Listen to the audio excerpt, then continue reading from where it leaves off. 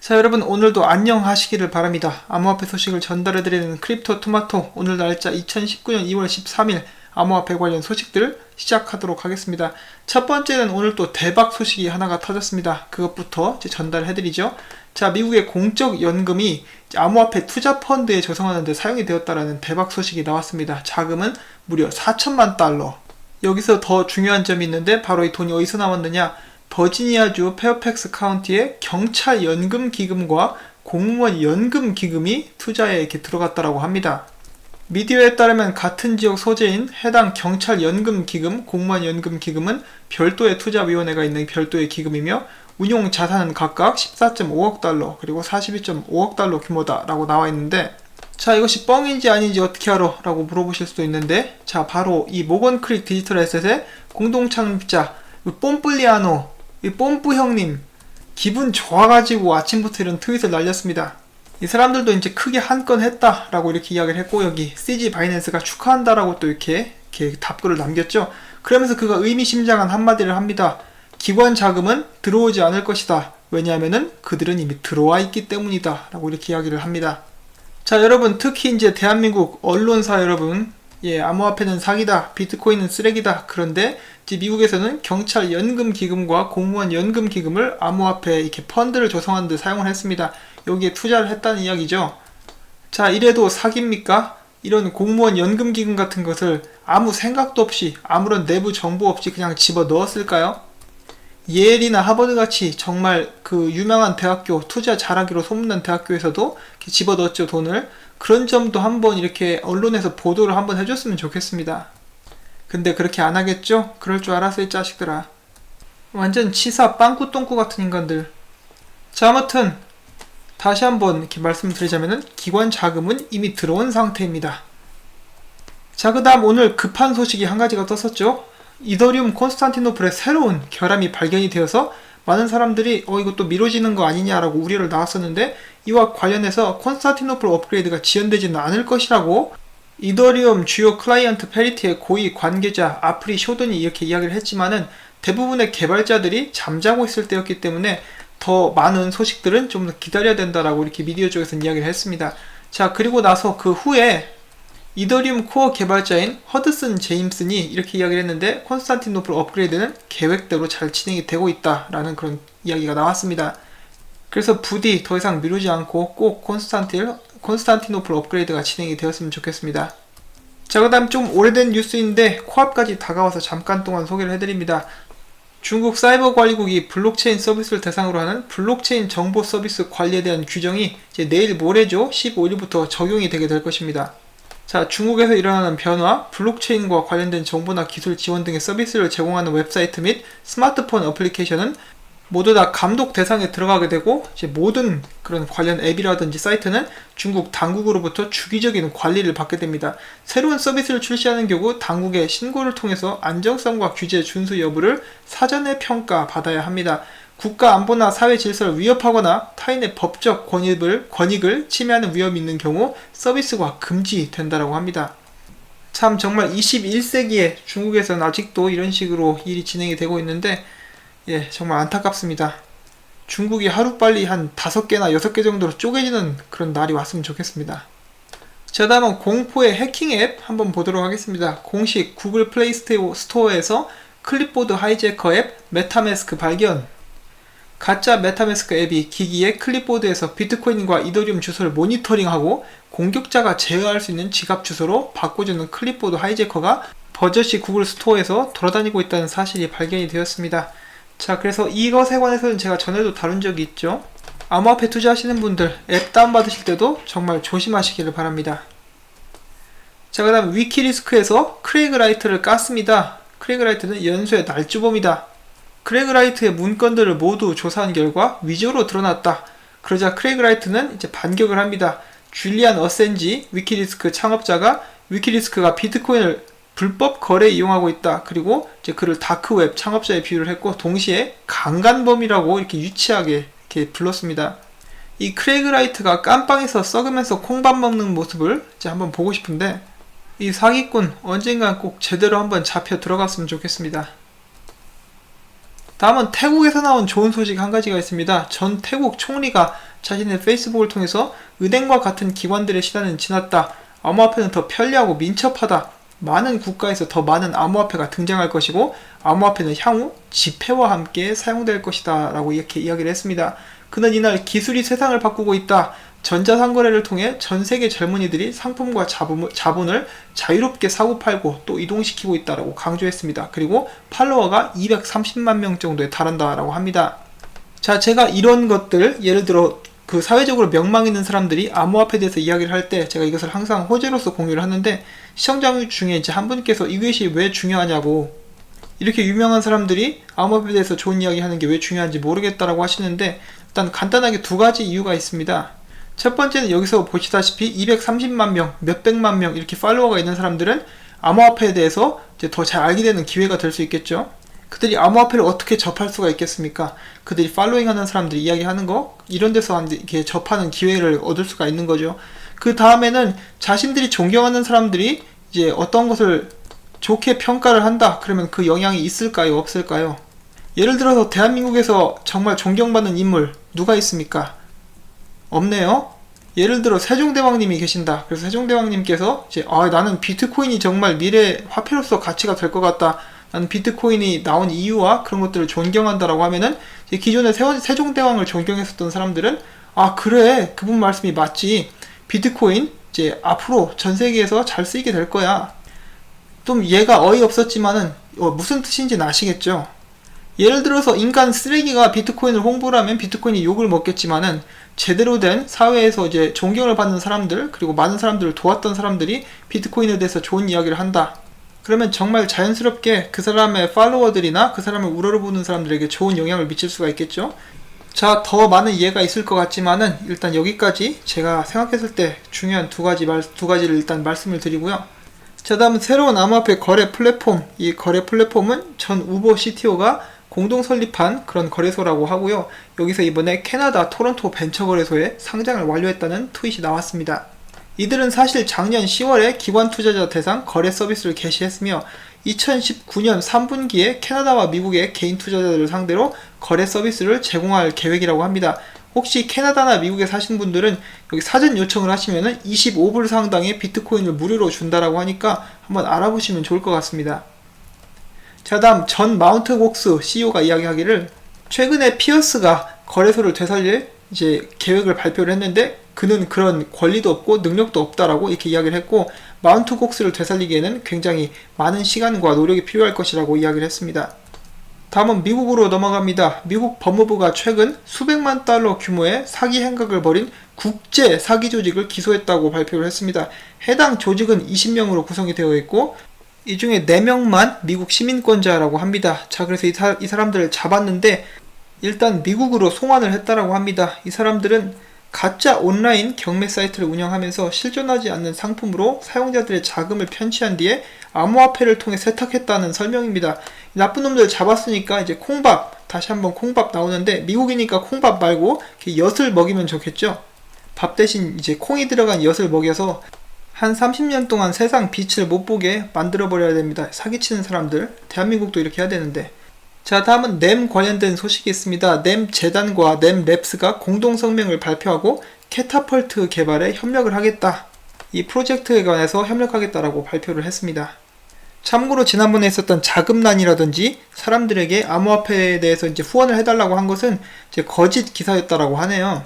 요즘에 이 기사들도 이제 거짓 기사가 판을 치고 있는데 하루빨리 블록체인 기술이 도입돼서 이런 짓을 못하게 막아야겠죠. 저도 이렇게 뉴스를 전하는 입장에서 제가 일일이 하나하나 이게 진위 여부를 판별을 할 수가 없기 때문에 항상 이렇게 주의를 기울이고 있습니다. 자, 비트코인 코어 개발자 중에 한 명이 블록 크기를 줄이자라는 제안을 했는데 바로 이유가 있는데, 이렇게 줄였을 경우에 효과적으로 라이트닝 네트워크를 적용할 수 있다라고 하는데, 자, 이 라이트닝 네트워크를 적용하려는 움직임 바로 다른 곳에서도 일어나고 있습니다. 세계에서 가장 이렇게 인기가 많은 앱 중에 하나인 스퀘어, 제가 지난번에도 한번 소개를 해드렸었죠. CEO 이름이 잭 돌시, 바로 잭잭의 창립자죠. 잭잭, 트위터를 이야기하는 것인데 트위터의 창립자인 잭 돌시가 자신의 그 앱 스퀘어에 라이트닝 네트워크를 적용시킬 계획이라고 밝혔습니다. 자, 그래서 라이트닝 네트워크가 적용이 된 지불 앱이 나올 가능성이 굉장히 높아졌습니다. 그는 지금 현재 비트코인을 트랜잭션을 사용하는데 더 잘 활용할 수 있게 된다면 바로 이 시스템을 통합을 시킬 것이라고 얘기를 했고, 이것은 시간 문제에 불과하다. 그리고 이렇게 되었을 경우에 비트코인을 사용해서 물건을 사고 팔고 지불하는데 굉장히 큰 발전이 있을 것이다 라고 이야기를 했습니다. 잭 돌시 같은 경우는 비트코인만 좋아합니다. 비트코인을 좋아하는 비트코인 오타쿠라고 볼 수가 있겠는데, 그럼에도 불구하고 이 라이트닝 네트워크 하루빨리 실생활에 적용될 수 있으면 하는 바람을 한번 가져봅니다. 자, 다음 오랜만에 국내 기사 중에 암호화폐를 응원하는 기사가 하나 나왔습니다. 비트코인은 디지털 금이 될 수 있을까? 체인 파트너스 리서치 센터. 어떤 내용인지 보도록 하시죠. 12일 체인 파트너스 리서치 센터가 비트코인은 디지털 금이 될 수 있을까라는 제목의 보고서를 발간했습니다. 현재 비트코인은 화폐라기보다 자산에 가깝다. 가치 저장의 기능을 하는 이제 디지털 금으로서 서서히 진화하고 있는 중이라고 전망을 했고요. 특히 법정 화폐의 가치가 불안정한 일부 국가에서는 비트코인은 유용한 가치 저장 수단이 될 수 있다라고 덧붙였습니다. 이미 되고 있죠. 이런 부분 같은 경우는. 자, 또한 보고서에 따르면은 각 국에서는 비트코인 및 알트코인을 자산으로 취급을 하고 있다. 실제로 미국 증권거래위원회는 암호화폐를 디지털 자산으로, G20와 유럽연합은 암호 자산으로 이렇게 칭하고 있다. 또한 홍콩은 가상자산으로 표기를 하고 있으며 가상화폐라는 용어를 사용하던 일본은 암호자산으로 명칭을 바꾸는 것을 고려하고 있다. 또한 여기서 벡트에 대해서 이야기를 하는데, 벡트가 이 디지털 자산 시장의 게임 체인저가 될 것으로 분석을 했고요. 비트코인 선물 거래는 무너진 신뢰를 제고하고 기관 자금 유입을 독려할 수 있다. 또 아이스의 벡트뿐만 아니라 나스닥 역시 디지털 자산 거래소 이리스X라고 나와 있는데 에리스X죠. 에리스X를 이제 투자를 하는 등 선물 시장에 적극적으로 뛰어들고 있습니다. 자, 여기서 리서치 센터는 벡트같이 실물 인수도 방식의 선물 거래소가 활성화돼 미국 내에서 비트코인 보유량이 늘어난다면은 미국의 SEC가 ETF 승인을 하는데 긍정적인 영향을 미칠 것이라고 설명을 했습니다.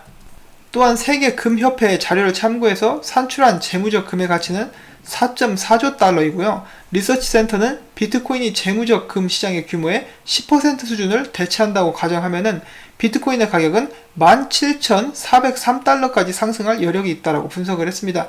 물론 이는 미국 주도하에 비트코인이 적법한 투자 자산으로 격상되고 기관 자금이 유입된다는 조건하에 가능한 이론적 수치이다. 자, 제가 맨 처음에 소개해드렸던 기사가 있었죠. 예, 바로 미국의 공적 연금이 비트코인 투자하는 데 사용이 됐다. 자, 그러면 여기서 말한 적법한 투자 자산으로 격상되고 기관 자금이 유입된다는 조건은 지금 갖추어져 가고 있다라고 볼 수가 있겠죠. 그리고 또한 많은 사람들이 2019년은 암호화폐 관련된 규제의 해가 될 것이다 라고 이렇게 많이 전망을 하고 있는데, 실제로 관련 움직임이 SEC를 비롯해서 굉장히 많이 일어나고 있는 모습을 저희가 볼 수가 있습니다. 진짜 한번 제대로 달려볼 수 있는 여건들이 계속 마련이 되고 있는데 기대가 저도 큽니다. 자, 그 다음에 페이스북 전임 사업 전략가이자 암호화폐 투자 펀드 패더만 캐피탈의 창립자인 토머 패더맨이 이렇게 이야기를 했습니다. 암호화폐를 일확천금의 수단이 아닌 혁신 기술로 봐야 한다. 암호화폐는 실체가 있는 서비스를 통해서 기존 시스템의 문제를 보완할 수가 있다. 수년 내 산업 전반에서 막대한 영향을 끼치게 될 것이라고 전망을 했고요. 또한 그는 장기적 안목으로 접근하는 투자자는 블록체인을 통해 기대 이상의 보상을 얻을 수 있을 것이라고 강조를 했습니다. 나름 의미심장하죠. 한마디로 암호화폐 미래가 밝기 때문에 장기적으로 살아남을 수 있는 코인들에 대해서 투자를 하게 된다면 그것에 대한 좋은 보상을 얻을 수 있을 것이라고 이렇게 해석을 하면 좋을 것 같습니다. 나쁜 놈들이 만드는 나쁜 코인 사지 마시고 이제 제대로 된 5년 후까지 살아남을 수 있는 프로젝트 관련된 코인을 사신다면은 여러분들은 이제 투자를 잘 하고 계신다라고 말씀을 드리고 싶네요. 자, 그 다음에 아직도 말이 많이 나오고 있는 캐나다의 쿼드리가 CX, 이 거래소가 이번에는 이제 사기 혐의가 있는 회사와 모종의 관계를 가지고 있다는 기사까지 나왔습니다. 홍콩 기반의 금융회사인 발로리스가 있는데, 이 발로리스 같은 경우는 많은 사람들이 사기를 당했다라고 이렇게 이야기를 하고 있는 그런 의심이 가는 회사입니다. 쿼드리가 CX는 자신의 고객들에게 발로리스의 은행 계좌로 거래 대금을 입금하라는 메일을 발송한 바가 있다고 합니다. 이제 이 사람들의 변명은 이렇습니다. 캐나다 현지 은행이 암호화폐 관련 계좌를 개설을 허용하고 있지 않기 때문에 해당 계좌를 사용했을 뿐이다. 이 쿼드리가 CX 관련돼서 굉장히 안 좋은 소문들이 많이 나돌고 있는데, 정말 이거 제대로 샅샅이 밝혀내가지고 만약에 사기다, 이것들 당장 콩엿 쳐매겨야 됩니다. 자, 그리고 제가 어제 전해드렸던 사연 중에 쿼드리가 CX에다가 전 재산을 집어넣었다가 영원히 잃어버리게 되었다는 한 개발자의 그 사연을 소개를 해드렸었죠. 그 개발자가 알고 보니까 비트토렌트에서 전에 일을 했었던 그런 개발자라고 합니다.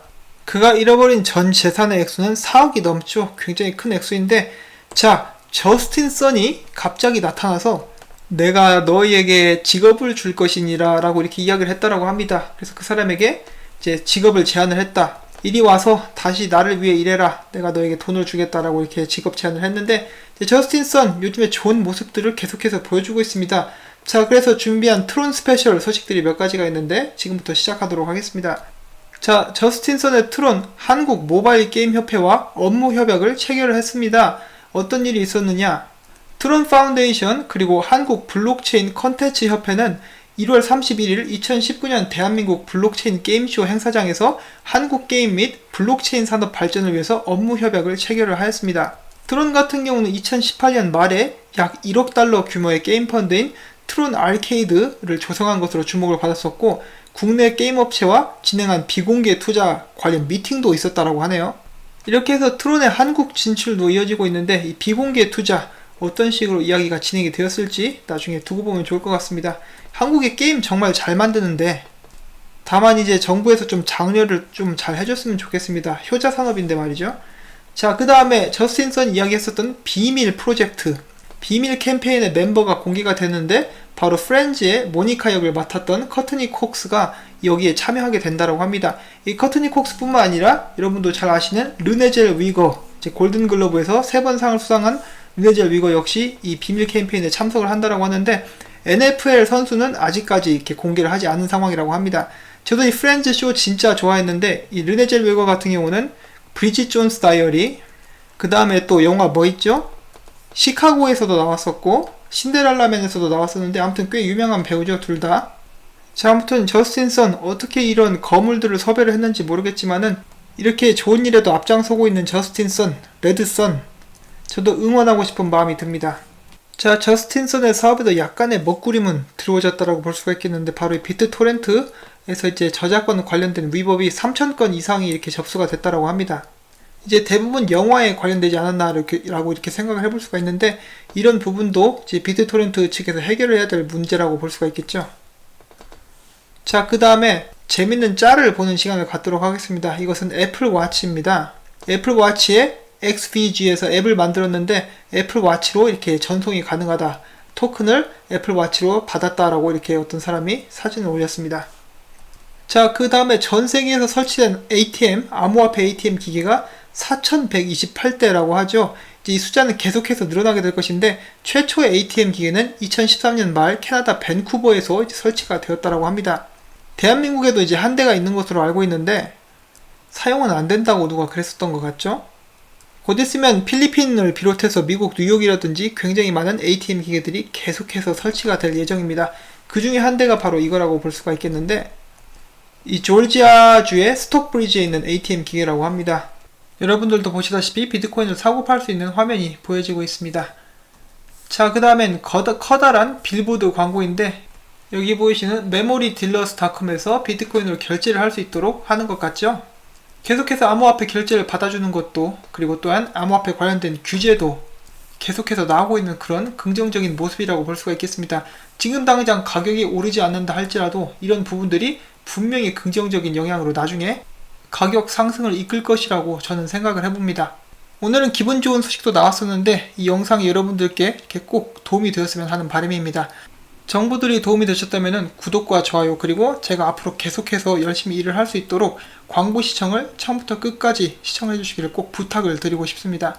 여러분의 이러한 도움 없이는 제가 채널을 계속해서 유지를 할 수가 없기 때문에 다시 한번 이렇게 부탁을 드리면서, 저는 다음에 또 새로운 소식 가지고 여러분들을 찾아뵙도록 하겠습니다. 여러분 모두 행복한 하루 보내시기를 바랍니다.